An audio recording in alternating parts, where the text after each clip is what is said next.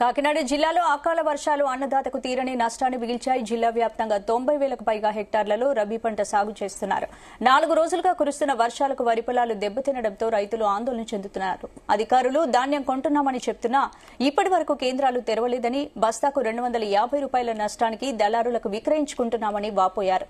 తీవ్ర గాలులు, వర్షాలకు ధాన్యం తడిసిపోయాయని, వరి కంకులు నేలవాలాయని అన్నదాత ఆవేదన వ్యక్తం చేస్తున్నారు. నష్టం అంచనాలు వ్యవసాయ శాఖ అధికారులు కూడా రాకపోవడంతో మళ్లీ వానాకాలం పంట వేయలేని పరిస్థితులు జిల్లాలో కనిపిస్తున్నాయని ఆందోళన వ్యక్తం చేశారు. ఇదిలా ఉండగా జిల్లాలో 225 ధాన్యం కొనుగోలు కేంద్రాలు ఏర్పాటు చేశామని, కేంద్రాల్లో సిబ్బందికి శిక్షణ ఇచ్చామని జాయింట్ కలెక్టర్ రాహుల్ మీనా తెలిపారు. కానీ ఇప్పటి వరకు ధాన్యం కొనుగోళ్లు ప్రారంభం కాలేదని అధికారుల వర్గాలు వెల్లడిస్తున్నాయి. నమస్కారం అండి.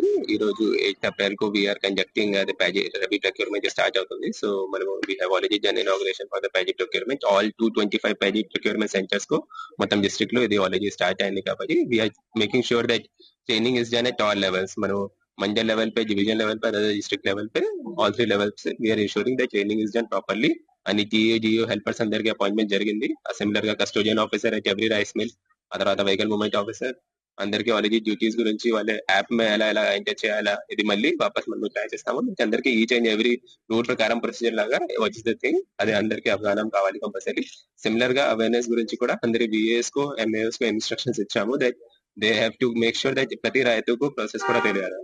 1600 అంటున్నారండి ఆరుదల 1600కి ఇప్పుడు కొనుగోలు లేడు అంటున్నారు తప్ప. ఏమో నెమ్ములేమో 1250 అన్నారు నిన్నటిదాకా. ఇవాళ మరి 1200 అంటున్నారు. బయటగా అమ్మేస్తున్నామండి. సీఎంఆర్ ఇంకా ఇవ్వలేదంట కదండి, ఇవ్వలేదు. పోతుందండి బత్తాకి, బత్తా 350 పోతుందండి. కట్టబడ్డంతా పోతుందండి. 100కే తరిగిపోతుందండి. వర్షం చినుకులకి నేను అత్తమా అని చినుకులు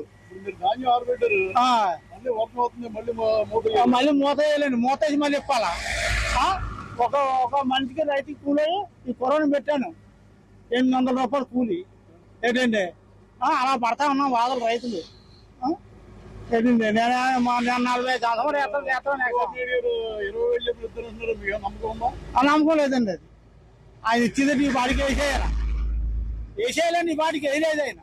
మరి పంట చేతికి వచ్చింది, నష్టపోయింది. ఇంతవరకు ధాన్యం కొనుగోలు కేంద్రంలో షార్ట్కి వెళ్ళదు. రైతు పరిస్థితి ఏంటి? ఇంకా రైతు పరిస్థితి రైతు ఎప్పుడు అడుగు తింటామండి మేము.